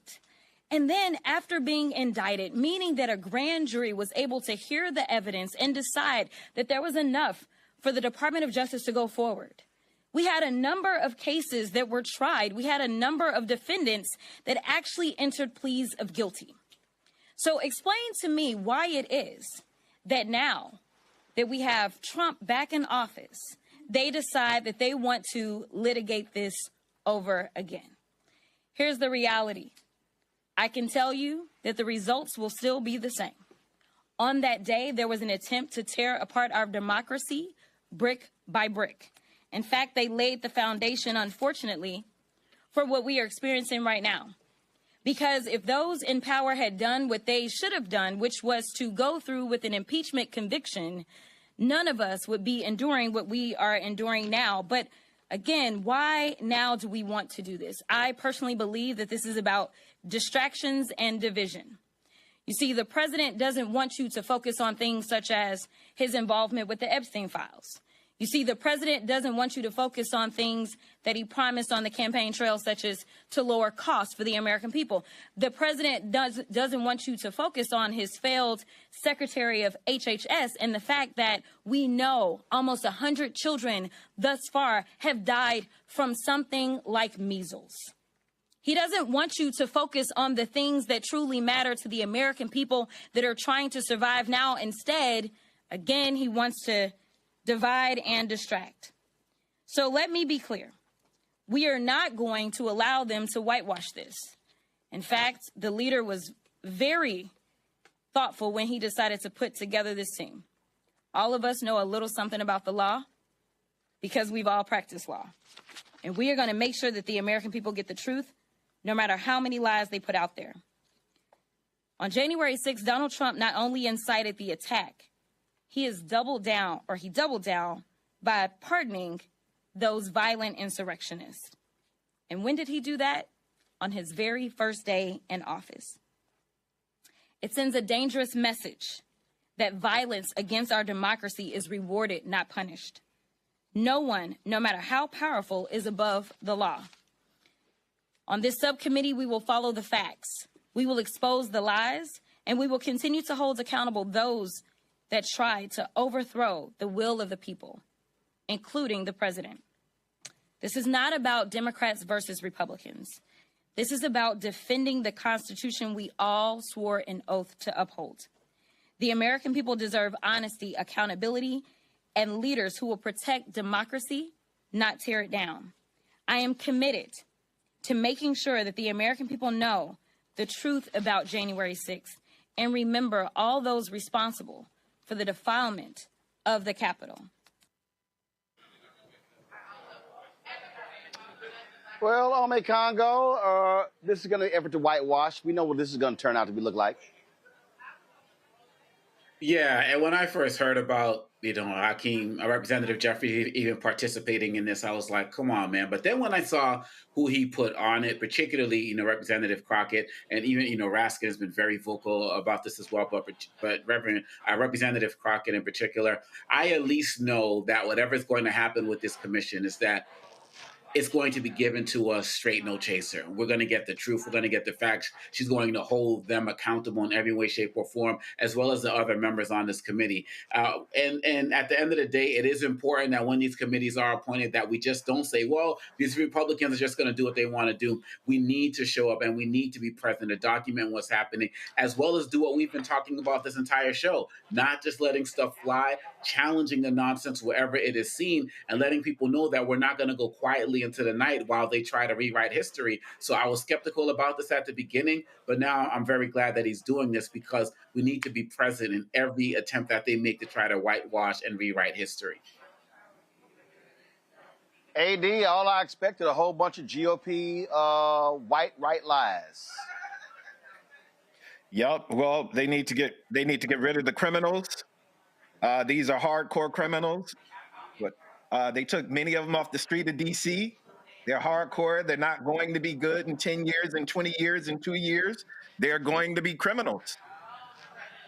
I think that, it's silly to relitigate a thing, of course, that we all understand, and the metaphors of war and cleaning up and everything else that they're talking about with regard to Chicago and all of these other places where Black folks are probably should be focused squarely on this particular issue. And so the hypocrisy just kind of jumps out at you. But, I'll let Trump's words speak for him. Christopher. But you know what? I mean, white people are wild. I mean, you remember Charlottesville? Jews will not replace us. I mean, January 6th, it doesn't stop. It just continuously. I'm honestly not baffled anymore. A lot of this has to deal with a certain group of people who are uneducated because they choose to believe in lies instead of the truth. And that's why this panel is very important, that we actually do have representation of people who will tell the truth. There's a reason why they are banning books in schools and libraries. It's because they don't want the truth, or they do not want you to listen. They don't want you to be able to think on your own. So it's going to continuously happen like this until we actually do take back power. But we have to make sure that we maintain the historical record. History is going to judge us on this moment. They're going to ask, what did we do to put up a fight when democracy was at stake? I can say with the people on this panel, with you, Roland, great job. This will be takered. This will be on the internet for quite some time, unless they try to erase it. So it's incumbent upon us to make sure that truth is always told. The African American Museum, the Smithsonian, that's under attack right now. Our history is under attack. If we lose our history, we lose our culture, and we lose ourselves.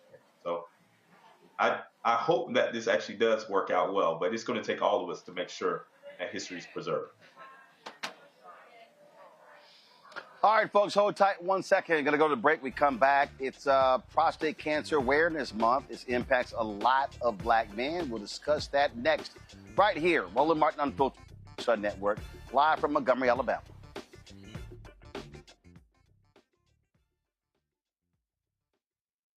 Table with me, Greg Carr. Immigrants lured off Texas streets and shipped to places like Martha's Vineyard and Washington, D.C. Believe it or not, we've seen it all before. You people in the North, you're so sympathetic to Black people, you take them. 60 years ago, they called it the reverse freedom rides. Back then, Southern governors shipped Black people north with the false promise of jobs and a better life. It's a part of a well-known playbook being brought back to life. So what's next? That's next on the Black Table, a conversation with Dr. Gerald Horne about this issue of the reverse freedom rides, right here on the Black Star Network.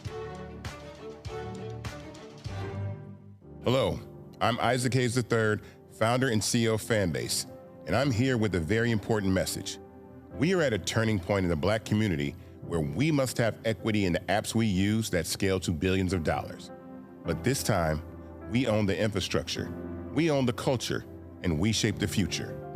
And Fanbase is the future.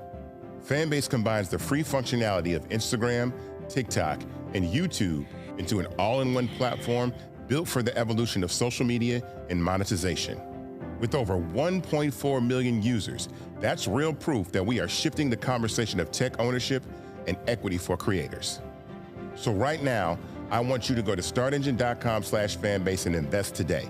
The minimum to invest is $399. That gets you 60 shares of stock in Fanbase at $665 a share. This marks a turning point in Black ownership of social media.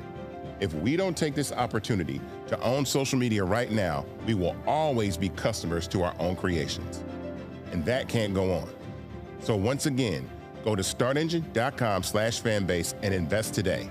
We must own the platforms where our voices live, our stories matter, and where our culture drives the world. Thank you.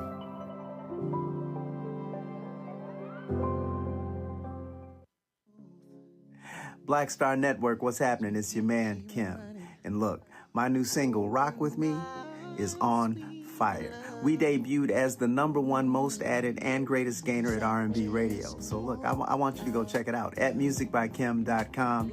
Listen to it, download it, tell me what you think about it. Also, make sure you sign up to be a part of my community so we can stay connected. At Music by Kim on all social media platforms. Thank you for rocking with me. And keep love on the one. 'Cause I want you to rock with me. We live in a strange world till the darkness falls forever. Baby, let's be the dawn. When it feels like it's taking me over, you're making me stronger, my sweet love. This week on The Other Side of Change. DC has been ravaged and taken over by tanks, soldiers, police officers over the last 2 weeks, and it's only starting there. Trump has announced that he also has plans to bring this to Chicago, Baltimore, and New York City. So we're going to dig into it. This is On the Other Side of Change, only on the Black Star Network.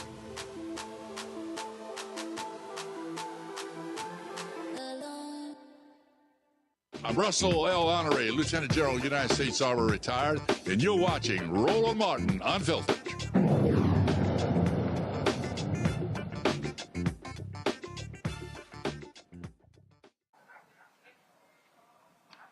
Folks, last year, Louisiana State University made history by appointing Alina Allen as the first black female dean of their law school. Well, guess what? She's now gone. She said she's being forced to step down. She alleges that university leaders pressured her to resign after she raised concerns about financial issues that had persisted before her tenure. She believed she was held to a stricter standard than her predecessors. Her attorney has characterized the situation as racial and gender discrimination, as well as retaliation for whistleblowing, and has indicated that legal action may be pursued. LSU announced her departure in an internal email, despite Allen stating that she did not agree to resign. The situation contributes to a troubling trend of several high-profile black leaders departing LSU in recent years, including the university's first black president, who went on to become the president at Rutgers University. Allen will remain on the faculty until spring 2026, while the university searches for her replacement. You know, one of the things that we have to recognize that we're seeing, and AD, a lot of black folks in corporate America are experiencing this. And I can tell you, when it came to, let's say, the advertising industry, we spent a lot of time trying to talk to black folks who were in the business. Many of them, we call them who were Negro whisperers. They felt that a lot of us were too loud, were too aggressive in demanding equity for black-owned media. And you know what's happening? They're getting fired. They're getting shown the door. And I tell you, AD, it's amazing when you start getting phone calls from the same people who were telling you that you were too radical. We were demanding equity when it came to dollars for black-owned media company, where folks now all of a sudden are like, hey, y'all should be giving them hell. And you're like, really? And I'm putting this together with this story here because this is what people need to understand. I saw George Floyd's death as a third Reconstruction. It lasted 4 years. And these people say, oh, hell no. We're going to unwind all that stuff that took place.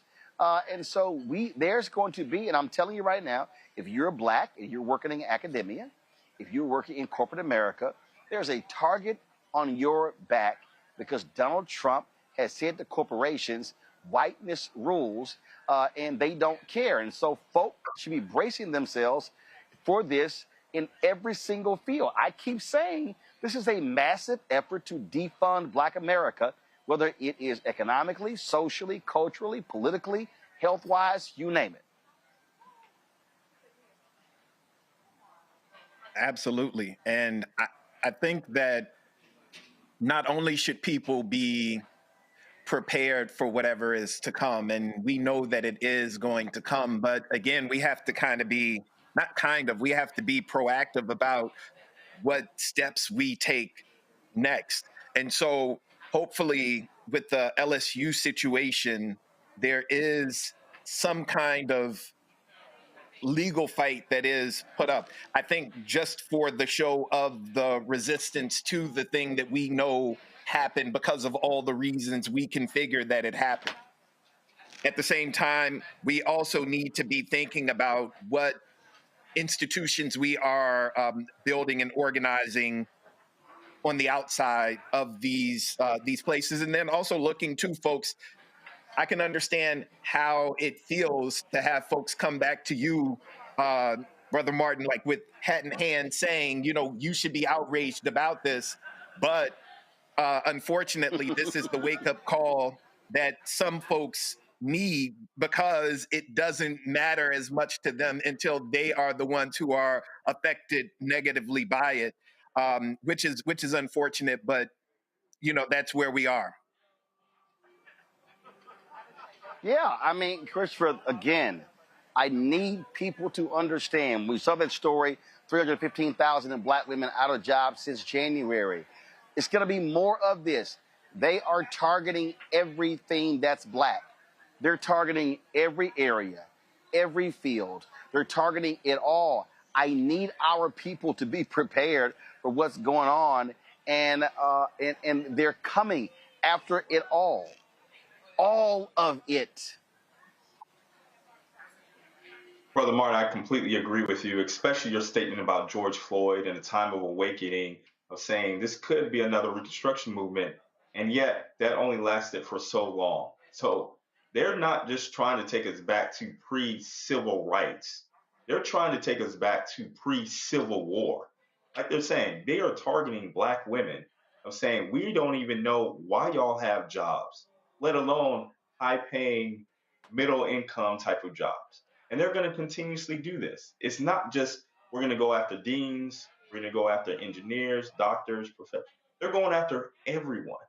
And it's just the beginning. Again, 1,229 days to go. I think he can imagine on a lot of other things to actually go after. But he's going to continuously focus on the Black community. Why? Because we are an easy target. We've always been the target in America. And it's going to continuously happen like that until we actually do mobilize and fight back. But what I want to emphasize is the same thing that you're emphasizing. This isn't just something that's going to happen at this time period. It is going to continuously happen until we actually come together and stop. That is building up our own businesses, building up our own healthcare, building up our own news media as well to make sure that the truth is always being told. Absolutely.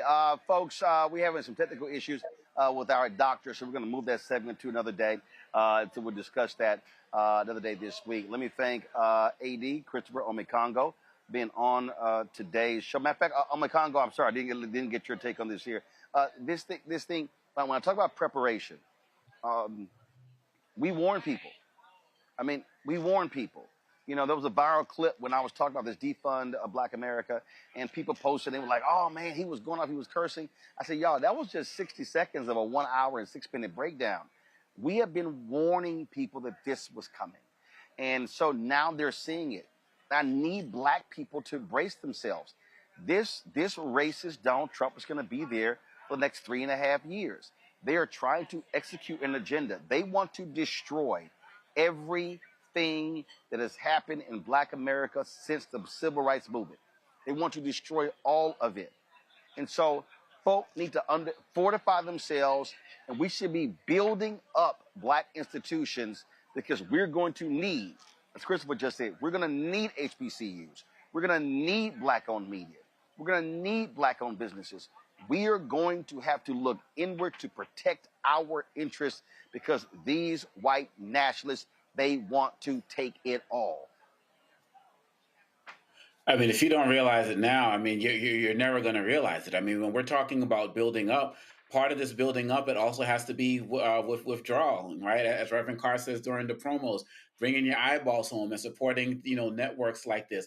Another thing we have to do, as you have done oftentimes, but enough people don't do this, is also calling out these athletes. Like, why would Black college students want to play at LSU and some of these other schools that are doing things like this? Why would some of us want to work in these companies that have racist records? The Voting Rights Act, when it was renewed years ago, one of the things we don't realize, or people don't talk about enough, is that the business community also supported the renewing of the Voting Rights Act, as well as many Republicans. Now Republicans don't care, businesses don't care, but what people respond to and what they care about is our dollar, as we're seeing with Target right now and some of these other companies. And so if people are going to keep pushing us into this, then we need to keep pushing back. Because as long as we're just lackadaisical about it and say, oh, that's messed up, or I'll like a little tweet, or I'll repost something and I'm going to call it a day, they're going to keep getting away until it's too late. So we have demonstrated areas of success throughout this movement. We have to amplify it now more than ever. And it starts with amplifying the Black Star Network and what we're doing here, because we are the ones telling the truth about these stories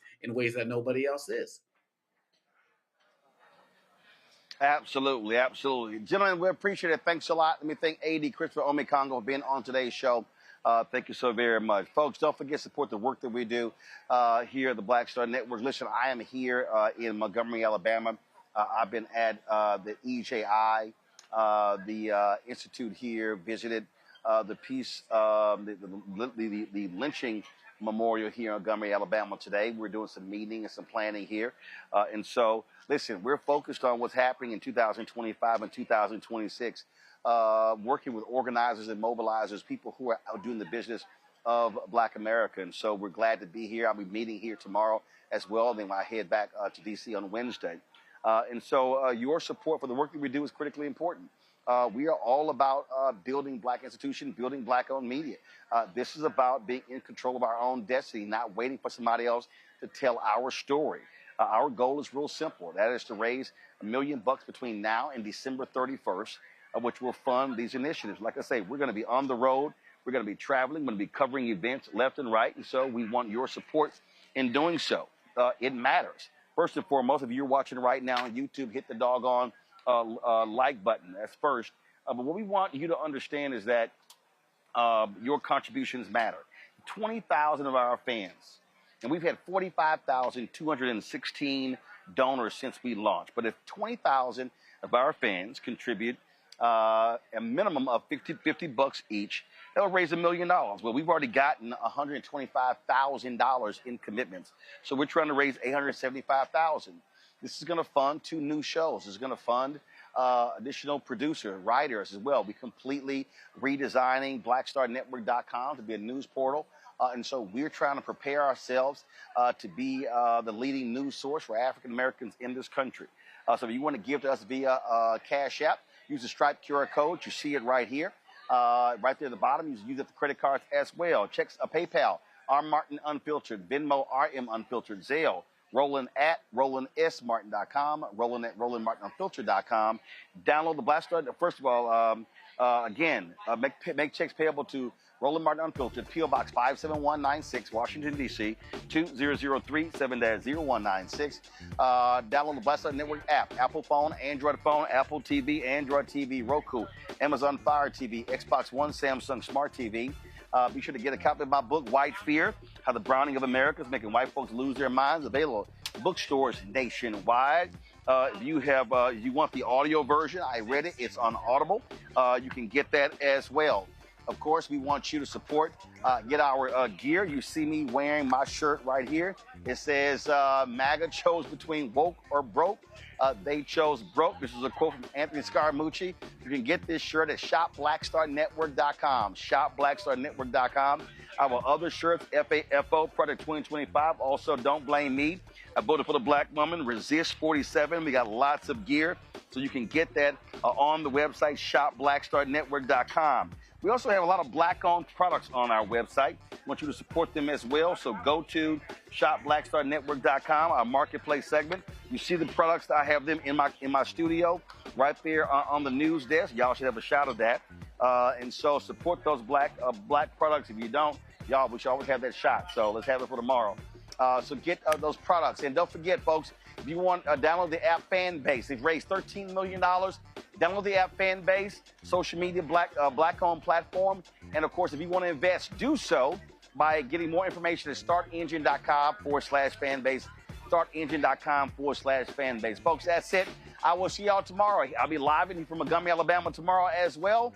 So look forward to that. Until then, support the work that we do. I will see y'all tomorrow right here on Roland Martin Unfiltered on the Black Star Network. Holla!